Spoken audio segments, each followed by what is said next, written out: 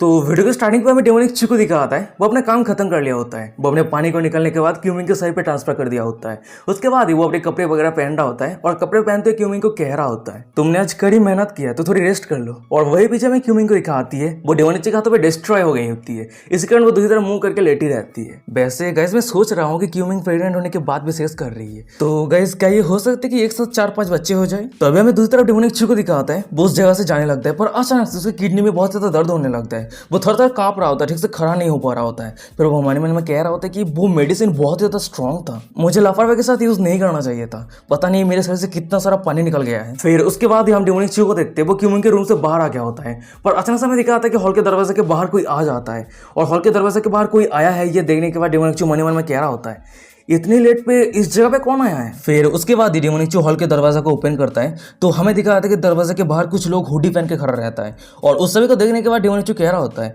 आप लोगों का क्या काम है। पर अचानक से हमें एक आदमी को दिखा आता है, वो डेमोनिक चिको के हाथ को पकड़ लिया होता है। फिर वो डेमोनिक चिको से रिक्वेस्ट करते हुए कह रहा होता है, होली सन प्लीज हमारी जू फैमिली को बचाइए। और उस आदमी की ये बातों को सुनने के बाद डेमोनिक चिको कह रहा होता है, अच्छा ठीक है, गेस्ट रूम पे जाने के लिए मुझे फॉलो करो। तभी हमें फाइनली डेमोनिक चिको के सामने उस आदमी को दिखाता है, वो अपने हुडी को उतारता है, और वो कोई और नहीं एम्परर जू यांग होता है। तो इसमें आप सभी को बता दो, एम्परर जू यांग कोई और नहीं, 7th प्रिंसेस जूई की फादर है। उसके साथ ही साथ डेमोनिक चिको के पास्ट लवर और 7th प्रिंसेस की आंट जू बाई की ब्रदर है। फिर उसके बाद हम डेमोनिक चिको को देखते हैं, वो एम्परर जू यांग के फेस को देखने के बाद मन में कह रहा होता है, सिर्फ कुछ ही साल हुआ है पर मेरे ब्रदर इन लॉ इतना ज्यादा ओल्ड हो गया है। देख के ऐसा लग रहा है कि एम्परर बनना इतना भी आसान नहीं है। सीन शिफ्ट हो जाता है, हमें कुछ सेकंड के बाद का सीन दिखाता है। वहीं पर हम डेमोनिक चिको को देखते हैं, वो सभी को गेस्ट रूम पे लेके आ गया होता है। फिर उसके बाद ही वो एम्परर जू यांग को कह रहा होता है, मैं उम्मीद करता हूँ कि 7th प्रिंसेस जूई आपको सब कुछ कह दिया है ना। मैं आपको मदद करूंगा पर बिना प्राइस के नहीं। अगर आपको मेरे मदद रिसीव करना है तो आपको कुछ पे करने की जरूरत है। डेमोनिक चिको की ये बातों को सुनने के बाद एम्परर जू यांग कह रहा होता है, होली सन आप चिंता मत कीजिए, हमारे जू फैमिली अगर सक्सेसफुल अचीव कर लेता है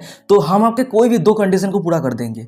ये बातों को सुनने के बाद डेमोनिक चिको कह रहा होता है, 2 कंडीशन, अच्छा ठीक है कोई दिक्कत नहीं है। मैं पहले मेरे कंडीशन के बारे में बताता हूँ। मेरा पहला कंडीशन ये है, आपके रॉयल ट्रेजर हाउस से मैं कोई भी 2 आइटम को लूंगा। और सेकंड कंडीशन ये है कि ये सब कुछ खत्म होने के बाद नॉर्थन किंग के जितने सारे एसेट हैं वो सब कुछ मेरे से बिलोंग करेगा। और डेमोनिक चिको की ये बातों को सुनने के बाद हमें एम्परर जू यांग को दिखाता है, वो तो बहुत ज्यादा खुश हो जाता है। फिर वो डेमोनिक चिको को कह रहा होता है, अच्छा ठीक है होली सन कोई दिक्कत वाली बात नहीं है। वही डेमोनिक चिको कह रहा होता है, बहुत अच्छे, और अगर कुछ कहने के लिए नहीं है तो आप लोग जा सकते हैं। और तभी अचानक से हमें दिखा आता है कि एम्परर जूलोंग के साथ जो एक लड़का और एक लड़की आई थी वो दोनों ही डेमोनिक चिको के पास आ जाता है। वैसे गाइस अभी मैं कंफ्यूज हूँ, क्योंकि ये लड़की 7th प्रिंसेस जूई है या नहीं मुझे समझ में नहीं आ रहा है। शायद नहीं है, क्योंकि ये हो सकता है कि ये 7th प्रिंसेस जूई की कोई सिस्टर है। फिर उसके बाद हम उन दोनों को देखते हैं, वो दोनों एक साथ डेमोनिक चिको को कह रहा होता है, ओहली सन क्या हम आपके लिए कुछ कर सकते हैं। ये बातों को सुनने के बाद डेमोनिक चिको कह रहा होता है, नहीं कुछ करने की जरूरत नहीं है, तुम लोग जैसे एक्ट करते हो सभी के सामने वैसे ही एक्ट करना, और आगे का जो कुछ भी काम है वो सब कुछ मेरे ऊपर छोड़ दो। सीन शिफ्ट हो जाता है, मैं दूसरे दिन सुबह का सीन दिखाता है। भाई हम उसी जगह को देखते हैं जिस जगह पे अभी डेमोनिक चिको रह रहा है। तभी हमें बाहर क्यूमिंग को दिखाती है, वो एक हाउस वाइफ प्रेग्नेंट लेडी की तरह बाहर बैठी रहती है, रेस्ट कर रही होती है,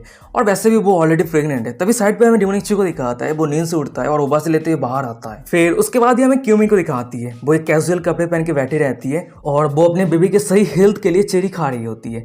पर अचानक से उसकी नजर साइड पे डेमोनिक चिको की तरफ जाती है, और वो डेमोनिक चिको की तरफ देख रही होती है। यार क्यूमिंग कितना ज्यादा क्यूट लग रही है। वैसा कैसे आप लोगों ने क्या नोटिस किया कि क्यूमिंग हर दिन क्यूट होते जा रही है, उसकी जो कोल्ड फेस ब्यूटी है वो धीरे धीरे गायब होते जा रही है। तभी हम डेमोनिक चिको को देखते हैं, वो अपने वाइफ के पास आता है। फिर वो अपने वाइफ को कह रहा होता है, वेल तुम कह रही थी ना कि तुम्हें कुछ काम है इसलिए तुम बाहर जाने वाली हो। डेमोनिक चिको की ये बातों को सुनने के बाद हमें क्यूमिंग को दिखाती है, वो अपने फेस को दूसरी तरफ घुमा लिया होता है। फिर वो कह रही होती है, क्यों क्या हुआ है, तुम इस तरह के अचानक से क्वेश्चन क्यों पूछ रहे हो, क्या मैंने तुम्हें परेशान किया है। ये बातों को सुनने के बाद डेमोनिक चिको कह रहा होता है, वेल हाँ तुम कह सकती हो। और डेमोनिक चिको की ये बातों को सुनने के बाद हमें क्यूमिंग को दिखाती है, वो थोड़ी गुस्सा हो जाती है। फिर वो चेरी खाती हुई डेमोनिक चिको को कह रही होती है, ये शिनजियांग सिटी है, तुम बुरे डिसाइपल, ये तुम्हारा टेरिटोरी नहीं है। मैं जहां चाहूँ वही बैठ सकती हूँ, मैं जहां चाहूँ वही जा सकती हूँ, पर तुम कुछ नहीं कर सकते। क्यूमिंग की ये बातों को सुनने के बाद हमें डेमोनिक चिको को दिखाता है, वो क्यूमिंग के कड़ी बातों कह रहा होता है, वाओ ऐसी बात है क्या, पर क्या तुम्हें पता है तुम्हारी कोल्ड फेस ब्यूटी पर्सनालिटी धीरे धीरे गायब होते जा रही है। और हमें क्यूमिंग को दिखाती है, वो चेरी खा रही होती है, और वो डेमोनिक चिको की बातों को टोटली इग्नोर कर दिया होता है। उसके बाद वो डेमोनिक चिको को कह रही होती है, मुझे तुमसे कुछ नहीं जानना, मुझे तुमसे कुछ नहीं सुनना, तुम यहाँ से चले जाओ। और क्यूमिंग की ये बातों को सुनने के बाद डेमोनिक चिको के शरीर से पसीना आ रहा होता है। मन ही मन में कह रहा होता है, उफ इस औरत को डील करना बहुत ज़्यादा मुश्किल है, मैं उम्मीद करता हूँ कि सिस्टर हुआ इस तरह की औरत नहीं है। और गाइस जैसे कि तो पता ही है कि सिस्टर हुआ कौन है। वो ताइसू होली ग्राउंड के होली मास्टर ताइसू जी है, जो अपने भेष को बदलने के बाद डेमोनिक चू से मिलने जाती है। पर अचानक से हमें डेमोनिक चू को दिखाता है। वो क्यूमिंग की सब बातों को सुनने के बाद वो क्यूमिंग के बहुत ही ज्यादा करीब आ जाता है। उसके बाद वो क्यूमिंग के कंधे को पकड़ने के बाद क्यूमिंग को पीछे कर दिया होता है। फिर वो कह रहा होता है, मैं भी निकल रहा हूँ तो तुम मुझे छुपके से फॉलो मत करना, ठीक है। ये बातों को सुनने के बाद हमें क्यूमिंग को दिखाती है। वो चुप रहती है और क्यूमिंग को चुप देने के बाद डेमोनिक चू कह रहा होता है, ओह तो तुम चुप हो, अच्छा ठीक है, मैं तुम्हारी चुप्पी को हाँ समझ लेता हूँ। तो मुझे चुपके से फॉलो मत करना क्योंकि मैं तुम्हारी प्रेजेंस को महसूस कर सकता हूँ। और डेमोनिक चू की ये सब बातों को सुनने के बाद हमें क्यूमिंग को दिखाती है। वो चुप रहती है, उसके पूरे शरीर से पसीना आ रही होती है। उसे देख के लग रही होती है कि उसकी चोरी पकड़ी गई है। उसके बाद वो अपनी कांपती आवाज में डेमोनिक चू को कह रही होती है, तुम्हें कौन फॉलो करना चाहता है, मैं तुम्हें क्यों फॉलो करूंगी। सीन शिफ्ट हो जाता है। हमें कुछ मिनट के बाद का सीन दिखाता है। भाई बम सिंगजियांग सिटी के 749 एरिया का दिखाता है। उस एरिया के बहुत सारे जगह पे बहुत सारे भिखारी रहता है, वो सभी भीख मांग रहा होता है। तभी सीन शिफ्ट हो जाता है। हमें एक जगह को दिखाता है और उसी जगह पे डेमोनिक चू आ गया होता है। और वही डेमोनिक चू के सामने में एक लड़की को दिखाती है। वो हुडी पहन के खड़ी रहती है और वो अंदर की तरफ इशारा करते हुए डेमोनिक चू को कह रही होती है, गेस्ट प्लीज मुझे फॉलो कीजिए। फिर उसके बाद हम उस हुडी पहने लड़की को देखते हैं। वो डेमोनिक चू को उस जगह से ले जाने लगता है और वही पीछे में डेमोनिक चू को दिखाता है। वो उस लड़की को फॉलो कर रहा होता है। सीन शिफ्ट हो जाता है। हमें कुछ सेकंड के बाद का सीन दिखाता है। वहीं पर हम डेमोनिक चू को देखते हैं। वो एक रूम के अंदर एंटर करता है। फिर वो सामने किसी को कह रहा होता है, मैंने तुम्हें जो प्रिपेयर करने के लिए कहा था, क्या तुमने प्रिपेयर कर लिया है। डेमोनिक चू की बातें को सुनने के बाद सामने जो इंसान रहती है वो कह रही होती है, बहुत ही लंबे समय पहले। तभी हमें फाइनली दिखा आता है कि डेमोनिक चू के सामने वो इंसान कोई और नहीं, वो वही लड़की है जो दूसरे इंसान को इन्फॉर्मेशन प्रोवाइड करती है। उसके साथ ही साथ वो डेमोनिक चू के कुछ मिशन को भी एक्सेप्ट किया था पूरा करने के लिए। फिर उसके बाद हमें उस लड़की को दिखाती है। वो डेमोनिक चू के सामने एक पोटली रख दिया होता है। फिर वो डेमोनिक चू को कह रही होती है, तुम्हें जितने सारे ट्रेजर चाहिए था वो सब कुछ इस पोटली के अंदर है। और उस लड़की की ये बातों को सुनने के बाद में डेमोनिक चू को दिखाता है। वो उस लड़की के पास आता है और उस लड़की के दोनों बूबीज के अंदर एक जेट स्लिप रख दिया होता है। फिर वो कह रहा होता है, युवा एम्परर मंत्र ट्रेजर इस जगह पे है, मेरा मतलब यह है कि लोकेशन इस जेट स्लिप पे है। और डेमोनिक चू की ये बातों को सुनने के बाद हमें उस लेडी को दिखाती है। वो पहले तो चुप रहती है, फिर उसके बाद वो एक छोटी सी स्मेल करती है। तभी सीन शिफ्ट हो जाता है। हमें दिखाता है कि रात हो गया है। तभी हमें एक जगह को दिखाता है जिस जगह का नाम रहता है Xinjiang northern king place cigarette basement. और उसी जगह पे हमें एक आदमी को दिखाता है जो लटका हुआ रहता है। वो घायल बेहोश रहता है और उसी के सामने हमें एक मॉन्स्टर को दिखाता है। वो सामने लटका हुआ बंदे को कह रहा होता है, जुलोंग मैं तुझे एक गुड न्यूज बताने वाला हूँ। कल रात मुझे कोई पॉइजन देने का कोशिश किया था पर ये बहुत ही ज्यादा दुख की बात है, वो पॉइजन मेरे ऊपर काम ही नहीं किया। और उस मॉन्स्टर की ये बातों को सुनने के बाद हमें सामने लटका हुआ पर्सन को दिखाता है। और वो लटका हुआ पर्सन कोई और नहीं, ग्रेट मिंग डेस्टिनी का करंट एम्परर जुलोंग है। फिर उसके बाद हम जुलोंग को देखते हैं। वो सामने मॉन्स्टर के ऊपर चिल्लाते हुए कह रहा होता है, लॉर्ड ऑफ थाउजेंड फेस तुझे असल में चाहिए क्या, तू असल में करना क्या चाहता है। जुलोंग की ये बातों को सुनने के बाद वो मॉन्स्टर हंसते हुए कह रहा होता है, क्या मैं क्या करना चाहता हूँ, जरूर मैं ग्रेट मिंग डेस्टिनी का एम्परर बनना चाहता हूँ। वैसे क्या तुझे पता है तेरा सॉन प्रिंस बनना चाहता है, तो तू ही बता क्या मैं उसे मदद करूँ। ये बातों को सुनने के बाद मैं जुलोंग को दिखाता है। वो अपना दांत पीसते कह रहा होता है, अच्छा वो स्टूपिड सॉन। पर तभी अचानक से हम Lord of thousand face monster को देखते हैं। वो जोर जोर से हंसने लगता है। हंसते हुए कह रहा होता है,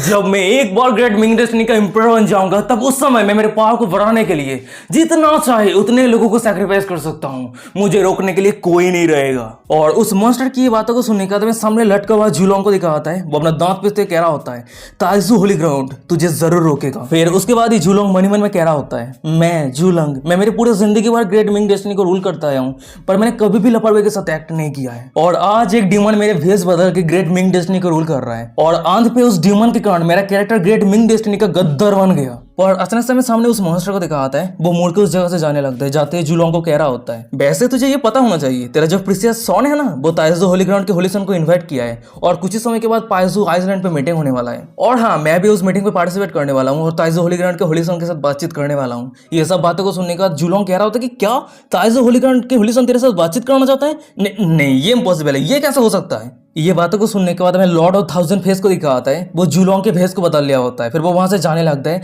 जाते हुए हंसते कह रहा होता है, अरे तू चिंता मत कर, तेरे फैमिली को मैं बहुत ही अच्छे तरीके से टेक केयर करूंगा और वैसे भी तेरे अच्छे सॉन्जू यान पे मेरे हर एक बातों को सुनता है, तो आने वाले फ्यूचर में मेरा कोई भी दिक्कत नहीं होने वाला है। ये सब बातों को सुनने के बाद हमें पीछे जुलोंग को दिखाता है। वो चिल्लाते हुए कह रहा होता है, bastard lord of thousand face मैं तुझे मार दूंगा, मैं तुझे 1000 बार मारूंगा। तभी सीन शिफ्ट हो जाता है। हमें पाइजुआ आइसलैंड को दिखाता है और उसी आइसलैंड पे हम एक इन को देखते हैं और वही इन के अंदर हमें दिखाते हैं है कि बहुत सारे लोग रहता है और वो सभी अपना अपना बातें कर रहा होता है। तभी हमें एक लड़की को दिखाती है, वो एक दूसरी लड़की को कह रही होती है कि उनसन सेट के सीनियर क्यून वू हैं जो बातें कहा है उस बातों के हिसाब से ग्रेट मिंग डेस्ट ने आधे महीने में एक स्क्वाड आइटम फोर्ज करने के लिए सेंसेट पार्वेल होलीफायर यूज करने वाला है। उसके साथ ही साथ सेंजिंग सिटी पे एक फाइटिंग टूर्नामेंट भी होस्ट किया जाएगा और उस टूर्नामेंट पे यंगर जनरेशन पार्टिसिपेट कर सकता है। तभी एक दूसरी लड़की कह रही होती है, मैंने ये भी सुनी थी कि सीनियर क्यून वुहान प्रॉमिस किया था कि वो खुद को स्ट्रॉन्ग बनाने के लिए एक आइटम फोर्ज करेगा। तभी अचानक से हमें दिखा आता है कि वो दोनों लड़कियों के साइड पे जू यानफे और डेमोनिक चू बैठा रहता है, चाय पी रहा होता है और वो दोनों लड़कियों की बातों को सुन रहा होता है। तभी हम डेमोनिक चू को देखते हैं, वो जू यानफे को कह रहा होता है, ब्रदर जू क्या वो वही कुवू है ना जो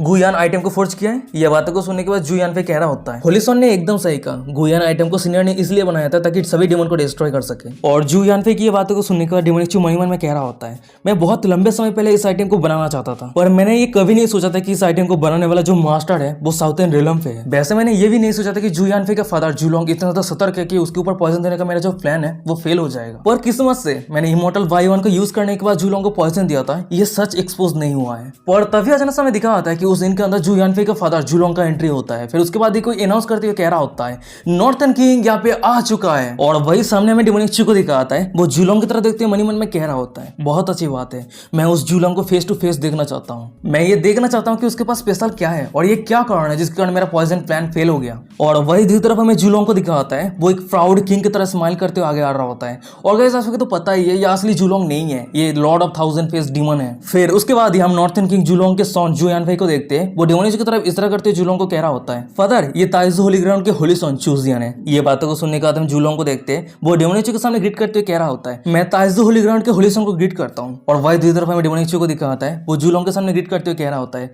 मैं भी नॉर्थर्न किंग को ग्रीट करता हूँ। फिर उसके बाद ही हम जूलोंग को देखते हैं, वो डेमोनिक को सरब परसते हुए कह रहा होता है, होली सॉन प्लीज ड्रिंक कीजिए। और वही दूसरी तरफ हमें डेमोनिक को दिखाता है, वो जूलोंग को कह रहा होता है, नॉर्थर्न किंग एक सक्सेसफुल पर्सन है और वो अपनी जिंदगी में बहुत सारा कुछ अचीव किया है, तो ये मेरे लिए बहुत ज्यादा किस्मत की बात है कि मैं आपके साथ ड्रिंक कर रहा हूँ। पर तभी अचानक से हमें डेमोनिक को दिखाता है, वो थोड़ा सीरियस हो जाता है। उसके बाद वो सामने जूलोंग को बहुत ही अच्छी तरीके से ऑब्जर्व करने लगता है। फिर वो मन में कह रहा होता है कि ये बहुत ज्यादा अजीब बात है, मुझे नॉर्थर्न किंग से डीमन का प्रेजेंस महसूस क्यों हो रहा है। फिर उसके बाद हम डेमोनिक को देखते हैं, वो खुद को शांत करता है। फिर वो मन में कह रहा होता है, अब मुझे सब कुछ समझ में आ रहा है, मेरा डेडली पॉइजन जूलोंग के ऊपर कोई भी इफेक्टिव क्यों नहीं हुआ था, क्योंकि पॉइजन डेमन का इनहर्ट स्किल है और कोई भी पॉइजन कोई भी डेमन को आसानी से चोट नहीं पहुंचा सकता। पर तभी अचानक से डेमोनिक के सामने हमें जूलोंग को दिखाता है, वो डेमोनिक को कह रहा होता है, होली सॉन मेरे सॉन आपके साथ कुछ डिस्कस करना चाहता है, ये सब कुछ मैटर को लेकर आप किसी को बताया तो नहीं है। ये बातों को सुनने के बाद डेमोनिक कह रहा होता है, वेल नॉर्थर्न किंग की बातों का मतलब क्या है, क्या कुछ हुआ है। फिर उसके बाद डेमोनिक एक छोटा सा स्माइल करता है। फिर वो मन में कह रहा होता है, चलो अभी के लिए खेलता हूँ, जब सही समय आएगा तब इस आदमी को जूलोंग को मैं पॉइजन दे दूंगा। पर तभी अचानक से उन दोनों के साइड पे हमें जू यानफे को दिखाता है, वो जोर जोर से खसने लगता है, खसते हुए जमीन पे गिर जाता है।